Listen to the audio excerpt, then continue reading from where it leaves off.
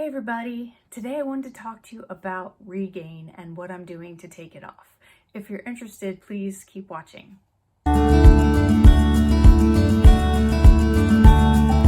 Okay, so first I'm going to give you a little information about myself if you haven't seen my channel before. I'm Linda. I'm 52 years old and I had VSG surgery on May 17, 2019. My weight at that time, my weight when I started my 6-month process was 217.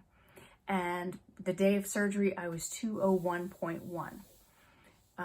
And I was approved for my surgery because of my comorbidities of osteoarthritis and prediabetes. Mostly the osteoarthritis was causing me a lot of pain. I'm a photographer and I had to quit doing photography because I was in a lot of pain. And I still am some days. Okay, so in a year and a half, actually, it wasn't even a year and a half, it was under a year, I lost 50 pounds. And I was 167.7, I think is the lowest that I got. And that was on March 12th, 2020. So we all know what happened on March 13th. And I was doing okay. I didn't stay down at that weight. I went up to about 172 to 174, but I was doing keto and I was really trying to maintain that. And it was helping me maintain, but keto wasn't helping me lose. So I back up a little. On December 31st of 2019, I had to have my gallbladder out. And I did see some changes in my digestive system just with that. But it turned out during this whole pandemic, I started to notice something different around my belly button. And it turns out I had an phone call right in the middle of my video. So I had an incisional hernia, and on August 3rd, I had that corrected and fixed. After that surgery, I don't know what happened, but I had major digestive issues. So I had to go off keto, and I'm kind of a snackaholic, carb addicted, sugar addicted type of person. So if I have a little bit of sugar, I just want more and more. And I've talked about that in previous videos. So I've been really struggling in the past few months to work out my new diet plan to get it under control, and it hasn't been going well. A few weeks ago, I hit my highest weight of 180.1, and I was just so upset. One thing I did was join Weight Watchers, and I have a little trouble with the way Weight Watchers works and how things are calculated, and it's kind of just not easy for me. So I went back to recording everything on my Lose It app because I want to know all the macronutrients. I want to know all the calories, not just some points. You know, you can eat tons of carbs and be starving, and that's kind of not my goal. So the Weight Watchers, the only thing I really got from it so far is that they have a lot of snacks out there, and they're not super low carb, but they're not terrible.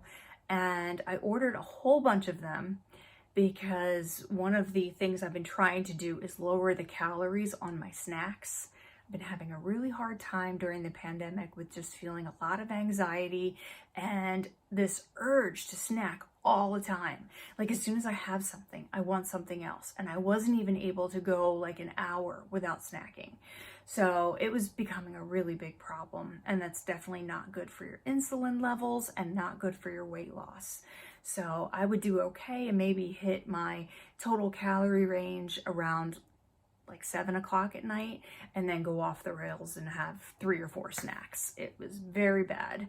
So on my 18-month checkup at my bariatric center in November, I talked about all my issues, and they suggested that I try a weight loss medication.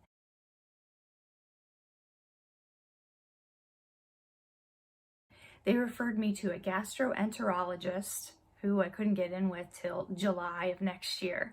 And they also referred me to an endocrinologist, and I have an appointment for January, which I'm going to cancel. So what I decided to do is I researched all the different weight loss medications. I also went on my insurance, my health insurance, and got all the pricing of the weight loss medications. And some of them are insane. Some of them are like $800 a month. But I did see one called Contrave, and some people call it Contrave. I don't know. Contrave is what I'm going to call it.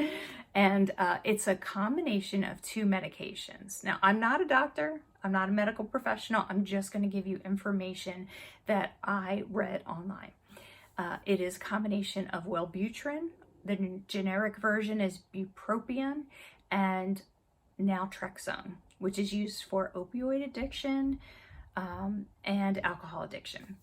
So it's a low dose of the naltrexone and a regular dose of Wellbutrin.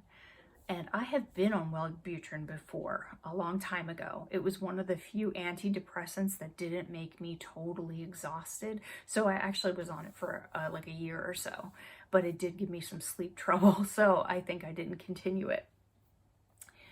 So anyway, I talked to my primary care physician about it, and I wasn't sure she was gonna be okay prescribing it for me, but she was. And she said it's one of the ones that she actually does prescribe. So because I had done my research, I knew that it's $272 to get the actual Contrave, but it was $0 to get Wellbutrin and naltrexone separately. The only problem is that they don't do low dose naltrexone at the pharmacy. You actually have to go to a compounding pharmacy. And that took me a few days to figure out. And it's going to cost me $50 to get the 85 doses that I need to get started. I found a YouTube video yesterday by Dr. Weston Childs, and he went over, sorry I'm looking down, but I'm going to read some of it to you, what conditions will work well with Contrave. Those who have a body set point malfunction, those with insulin resistance, and I did do keto for a long time, and some mornings I would test my blood sugar and they would be 106. And that was just so strange to me, even though I hadn't had sugar or hardly any carbs in months. Those with thyroid problems, I don't have that. Patients with binge eating disorder or other eating disorders. Definitely emotional eating I have right now for sure. Patients with autoimmune diseases, and lastly, patients with chronic pain. So that's me. And I'm really looking forward to starting on this medication. Now, I wanted to come on today to tell you that I'm starting it, but I'm waiting 7 to 10 days to get the other part of the Contrave, the naltrexone, to be filled. But in the meantime, I started the Wellbutrin at the lowest dose, and they do step up your medication as you go along. And I just started it because I wanted to get going as soon as possible, and there wasn't anything wrong with starting it at a low dose. And so it was last Tuesday I started taking it, and I'm just taking 1 time a day. And I weighed myself this morning, and I'm 5 pounds down already. I don't know what's different. I am tracking my food. Some days I've actually been able to make my calorie goal. And like last night, I was just really, really hungry, and I was trying to be careful of what choices I made, but I felt like I overate my calorie goal a lot. But this morning I still lost 1.2 pounds, and I don't know why. So I haven't had that much weight loss in that short of time. Since my first week after VSG, I lost 7 pounds. And then when I started keto, I lost 7 pounds. So this is a pretty big deal. And I'm hoping that when I get both medications together, they will really help me along, because I've been struggling and trying to cut back calories and trying to change my macros and feeling like hungry all the time. And I'm hoping this will help. So I wanted to bring you along with me just to let you know how this works out and to let you know if there's any side effects. I do feel I felt like the first day or second day I had a headache for a little bit, and I felt a little bit dizzy. You can feel it, but it's not anything bad. And it has given me more energy, which I definitely needed. I've been wiped out. So I'll be back next week to let you know how I do. And then once we start with the actual concave mix, I'll start logging that as well. Thanks for watching, and I'll see you next week. Bye.